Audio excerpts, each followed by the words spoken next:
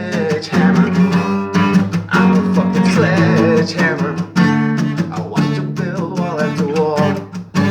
She never left herself any room. But we all need a little space to grow. And you know that that's the motherfucking truth.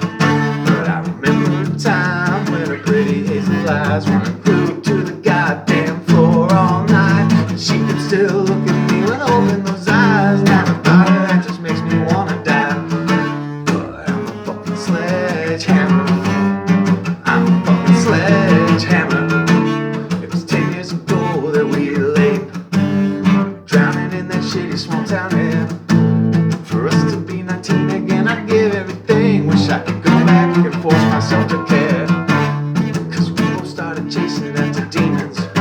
Didn't realize we was walking into hell. And after dancing with the devil, got a goddamn incident to help him to repair shattered self. But I'm a fucking sledgehammer. I'm a fucking sledgehammer. I'm a fucking sledgehammer.